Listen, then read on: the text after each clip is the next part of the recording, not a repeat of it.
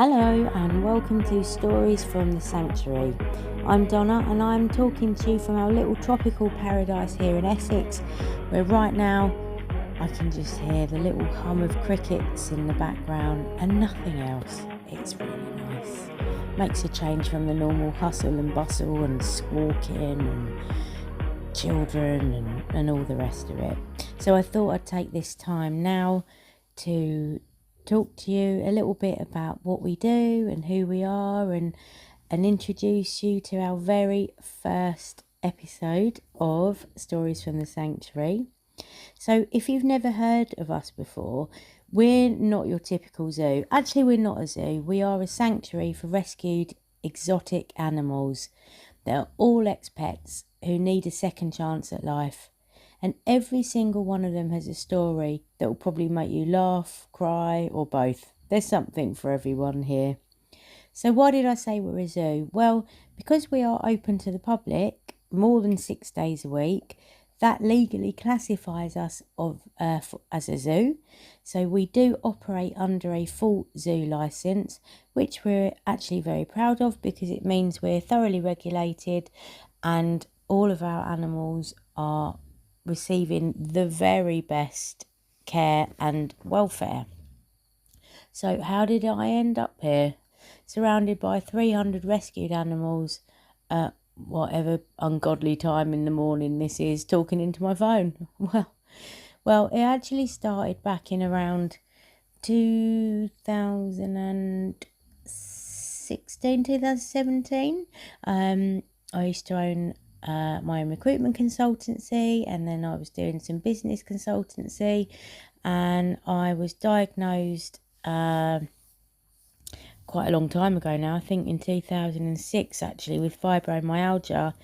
And by that time, around 2015ish, it was just too much for me to handle, and I was incredibly ill and I just couldn't handle it anymore. Basically, I went from being able to write legal documents from the top of my head to even struggling to write an email saying thank you for your CV.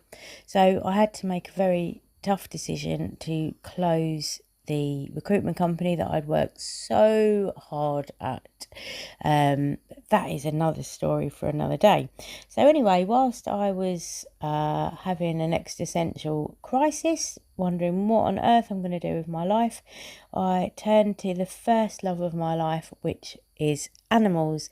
So when I was born, my parents had a Labrador called Sandy, beautiful golden lab, and she thought I was her puppy when my parents brought me home from the hospital, and she used to sit with me in between her paws on the floor and used to lick me and like groom me and carry me around the house and basically sort of raised me like some weird Woodford version of Mowgli from the Jungle Book. So I wasn't raised by wolves, I was raised by a really loving Labrador.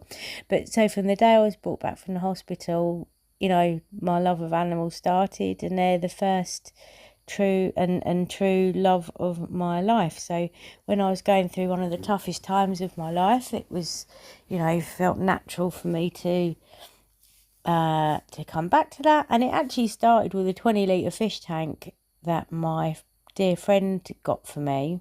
I thought that a fish tank would be very relaxing and just help me focus and sort of calm me, not realising that actually fish keeping can be incredibly stressful, very hard work, and it's probably more relaxing to go on holiday to Beirut or so.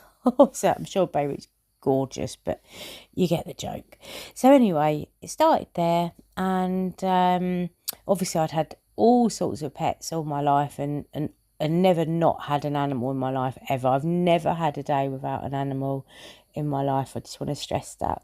But through the love of this little fish tank, I ended up going into the local aquatic shop very regularly, to the point where they said they would discount me if I didn't come back for a week, very jokingly so, but they probably meant it. But anyway, and then someone in there was opening a pet shop. I said I was happy to help them out, and I did. because I was obviously not doing anything with my time, and I really just wanted to help, and then ended up kind of running and managing that, and then started taking some of the animals to schools and nurseries and formed Get to Know Animals, and it kind of just stemmed from there, and we basically used animals that were either it's kind of health issues or didn't couldn't find a home, and the more I learned about the pet trade, the more I realised the detrimental aspect of it, and I just wanted to offer these animals like a home for life. There were so many people that got a pet and then couldn't have them anymore or had to return them for whatever reason, and we I kept them, and in the end it was like, right, we actually need a place for these animals to live full time. I mean, they were so many, they were in my home, and in other homes, but it was clear that we needed one sort of set venue. So I actually converted a betting shop, I think it was a Betfred's at the time, into the world's first ever indoor mini zoo. And it was a place where it was almost like walking into Ace Ventura's front room. It was incredible, actually. It was only 800 square foot, so it was really small, but so full of love and life and beautifully decorated, from floor to ceiling. It was just like a tropical jungle. As far as every inch of it was just completely immersive, and all the animals lived out freely, and the birds were free flying, and the skunk would run around with the tortoise. I mean, you wouldn't get away with it now, to be honest, with all the regulations, but it did work. It really did work, and it was wonderful. And it took me about a year to build, and we finally got it finished through a lot of hardship and trauma. And again, another story for another day. Do stay tuned to hear the horror that was my life at that time. But we finally got it open after a year, and that was around the November sort of 2019 stage. You know what's coming next. We then got shut down because of COVID lockdown in the March. So we had a few months open before we got shut down. Wow. I mean, and in the short time we were open, we made ITV News, and it was the papers, and it was quite an extraordinary thing, to be honest.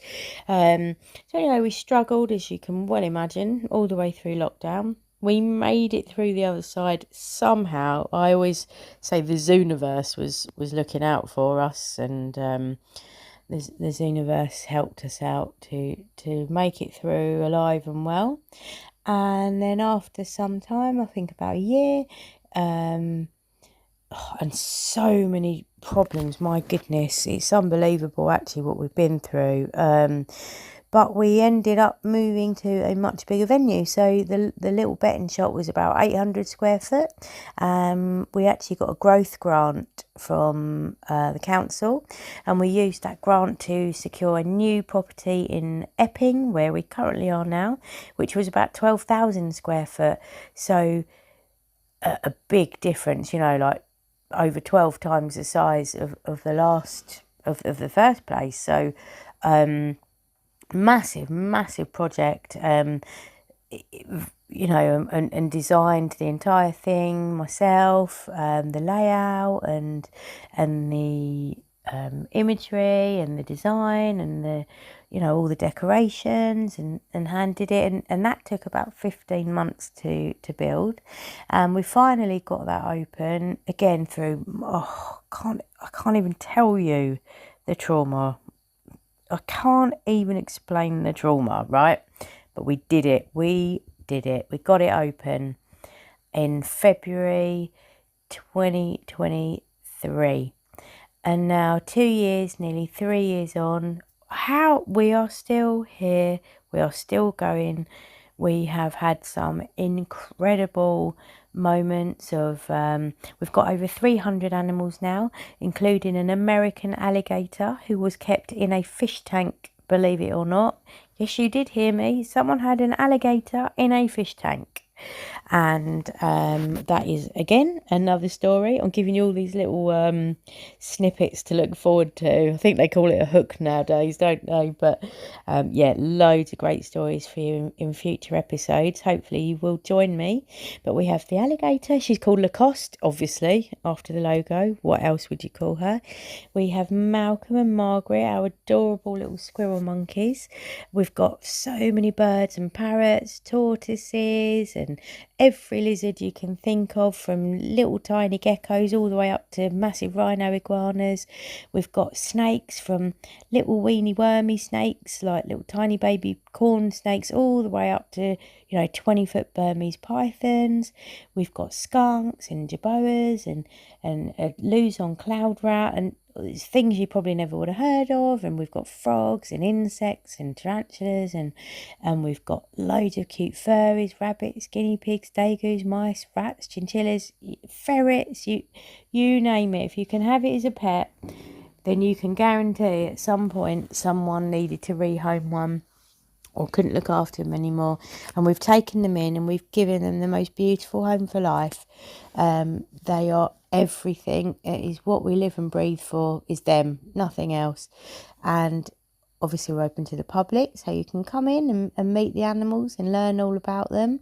We do schools and education and classes, and we also do a lot of animal therapy, something we're incredibly passionate about. I mean, we will talk about this in future episodes, but if you've ever had the blessing of a pet, you'll know that an animal can comfort you in the way a human never could. And we've really tapped into that, and the most vulnerable members of the community, age regardless, whether you're a child or you are an elderly person with dementia, or just a struggling middle-aged person, or a parent, or anything at all. These animals have got the most incredible healing powers, literally just by sitting on your lap. It is so amazing. I mean, we've seen stroke victims that have learned to use their arms again. We've had non-verbal children learn to speak again. We've cured depression. We've had people that are, just absolutely on the edge start thriving. Just so many stories I can't wait to share with you all.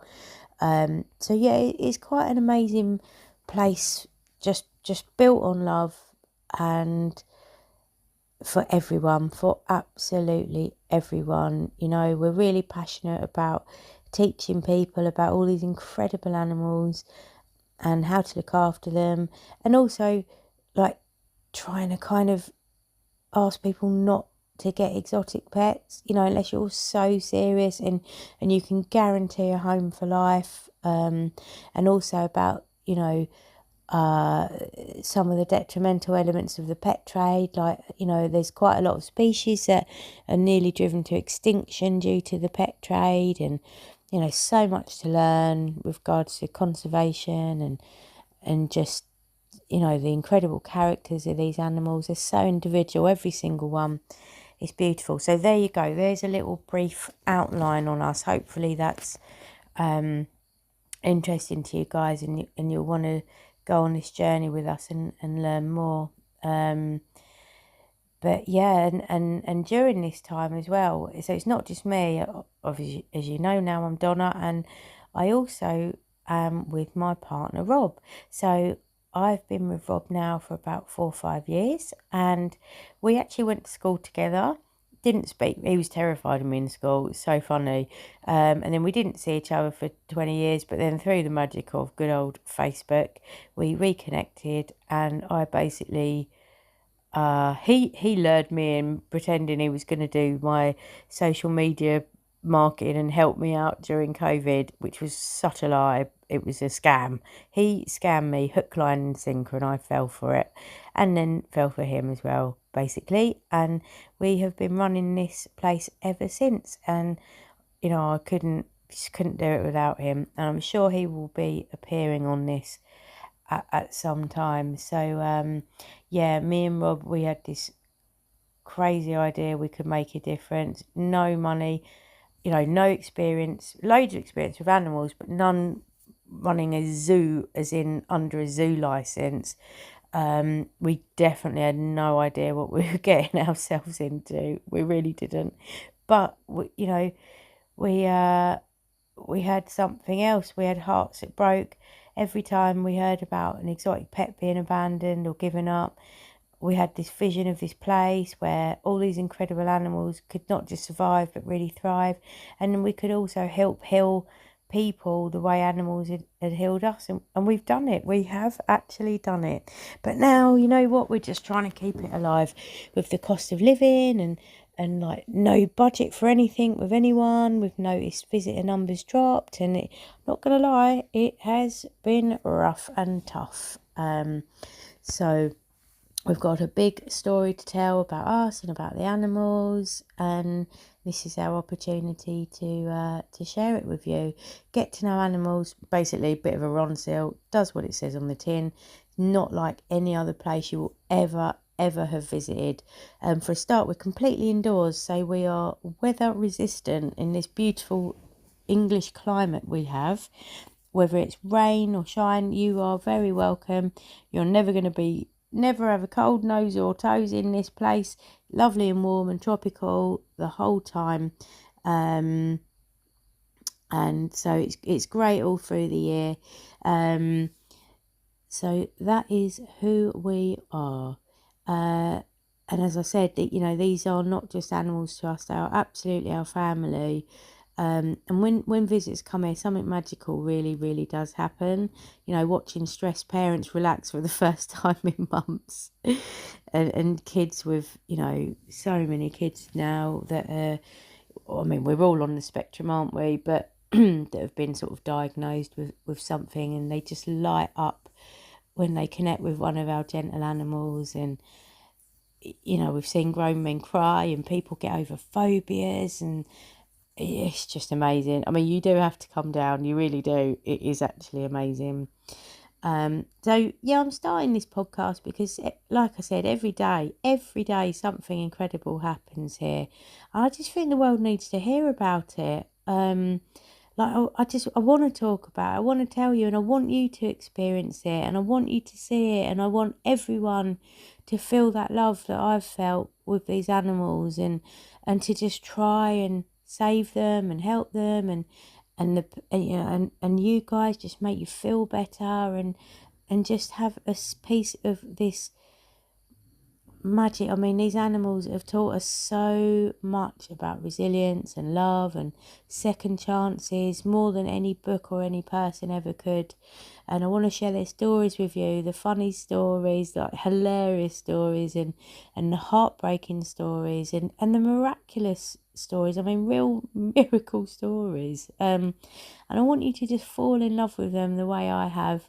And maybe just their stories can remind you that no matter what you're going through, there is always hope for a beautiful second chance. And maybe our story can do the same for you.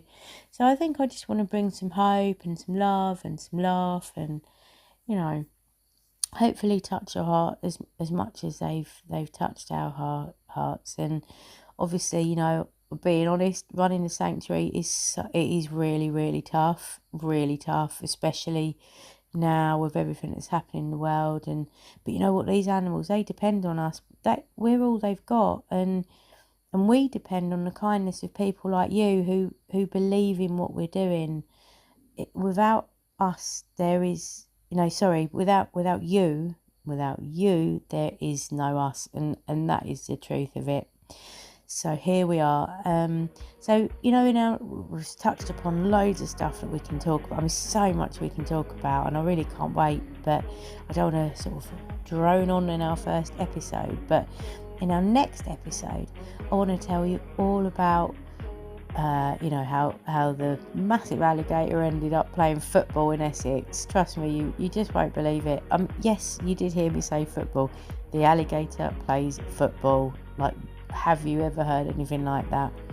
And if you're enjoying this, please share it with someone who loves animals, or who you think might just enjoy this. And if you're over in Essex, please come and meet our family in person. You're so welcome. We're open Friday, Saturday, Sunday at the moment. We open at 10 a.m, close at 5, but last entry's at 4, and you really are welcome. And you don't have to have kids, but of course kids are welcome. You are welcome on your own, or with your friends, or with your family. It really is a place for everyone.